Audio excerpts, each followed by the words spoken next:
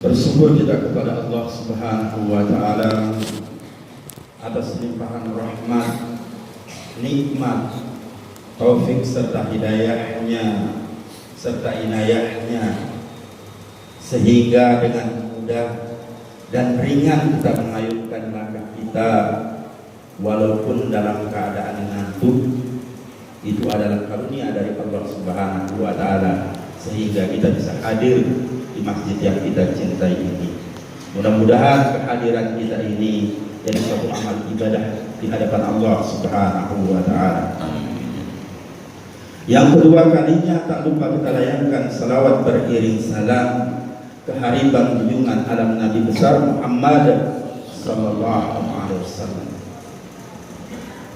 Mudah-mudahan kita yang hadir di masjid ini dan umumnya seluruh umat Islam yang berada di perumahan ini senantiasa mendapat syafaat dari Rasulullah sallallahu alaihi wasallam.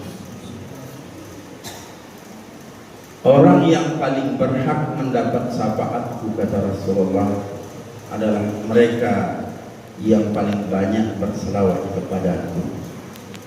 Maka itu marilah kita ucapkan Allahumma sholli ala sayyidina Muhammad wa ala ali sayyidina Muhammad. Di pagi yang hari ini tanggal 13 November bertepatan dengan 18 Rabiul Akhir, sudah kita melewati Rabiul Awal. Artinya tidak ada yang abadi di dunia ini. Waktu terus berjalan, bulan juga begitu terus berjalan. Begitu juga usia kita terus berjalan. Sampainya usia kita di 18 Rabiul Akhir ini, kita harus bersyukur kepada Allah Subhanahu wa Ta'ala dengan ucapkan Alhamdulillahirabbil alamin. Sebagaimana ayat di dalam Al-Quran yang menerangkan la in sakartum la azidannakum wa la in kafartum inna azabi lasadid. Jika kamu bersyukur terhadap nikmatku, maka aku akan tambah. Dan jika kamu kufur terhadap nikmatku, maka aku akan azab.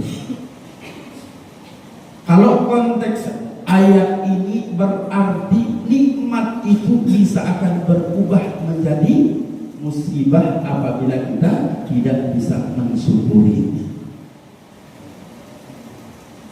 Kalau kita mengucapkan dengan bersyukur secara lisan, secara qauli, mudah.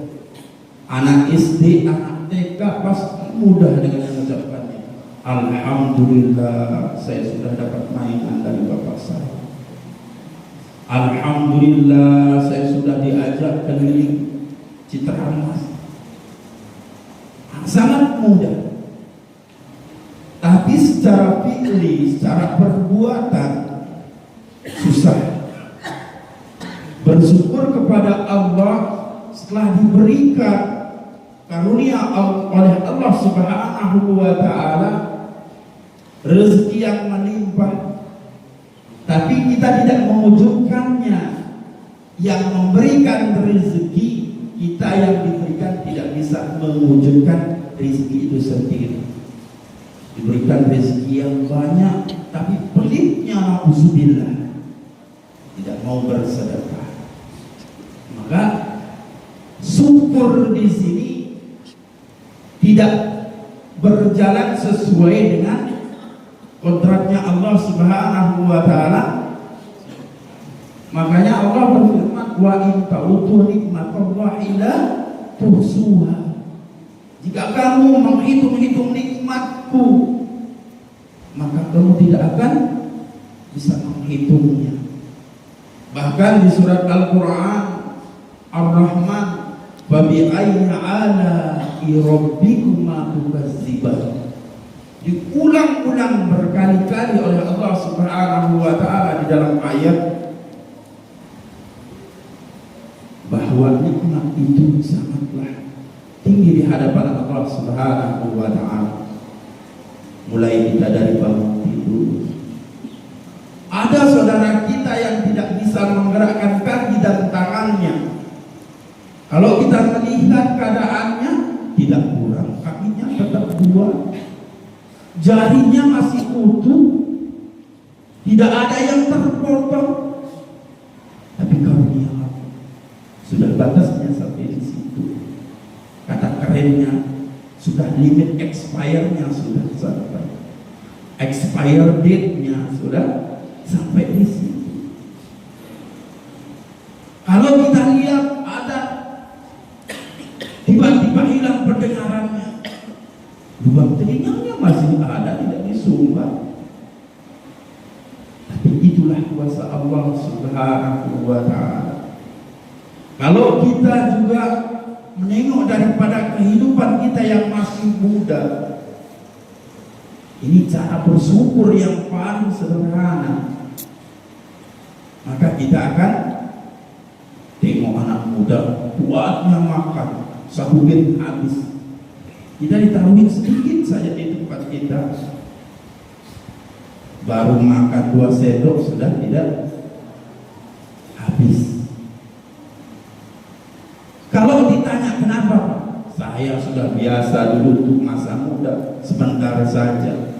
Artinya sejak kita pernah melalui hal nikmat seperti itu. Begitu juga dengan sehat, seharusnya seperti itu. Tatkala kita sakit, makanya Nabi Ayub alaihissalam didatangi seorang iblis. Wahai iblis, ngapain kau menyembah Tuhanmu?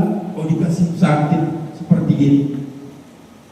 Kata Nabi Ayub, saya pernah juga diberikan sehat oleh Allah Subhanahu wa Ta'ala. Pergi iblis. Hadirin wal hadirat rahimakumullah. Jadi kata syukur melalui ucapan, melalui lisan. Orang yang bersyukur itu akan cepat sampai pada tahap yang namanya bahagia.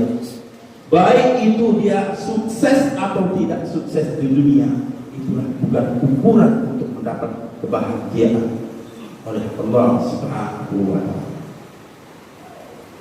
Dan syukur itu, rezeki itu adalah alat.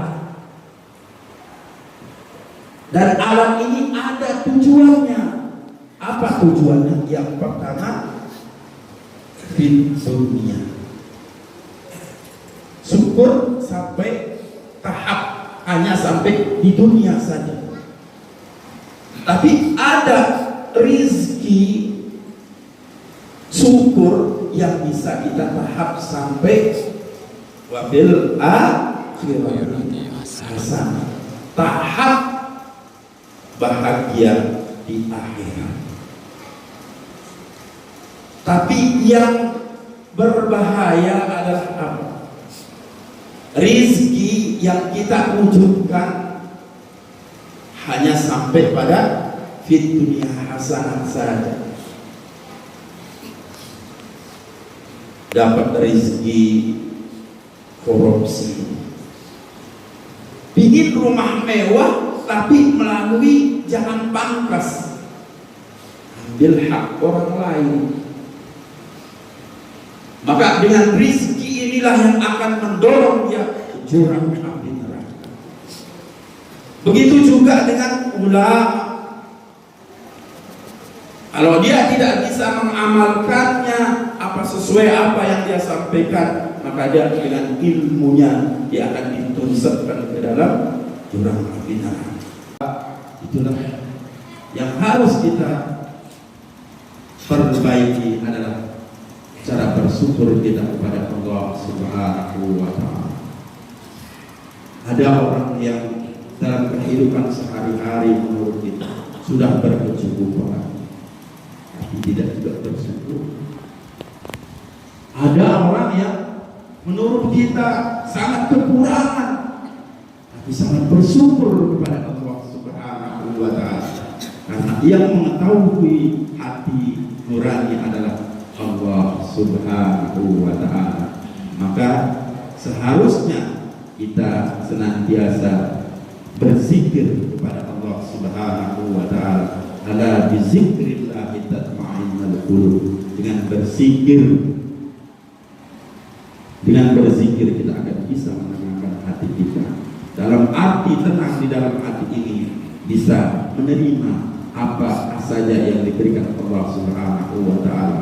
Menurut kita baik, tapi belum tentu baik menurut Allah. Menurut Allah itu baik, tapi kita belum sampai kepada situ untuk senantiasa mengatakan itu baik. Mudah-mudahan apa yang saya jamaah Sunnah dari Kabil, bahwa insya Allah pada jam 9 nanti kita akan bersilaturahim ke rumah Bapak Ustadz Aslan yang saat ini sedang sakit. Nanti kepada Bapak yang ingin bergabung, insya Allah sama-sama kita berangkat jam 9. Mungkin itu saja dari kami. Sekali lagi terima kasih, mohon maaf yang sebesar-besarnya. Billahi dan taufik. Assalamualaikum warahmatullahi wabarakatuh. Pada yang terus ngobrol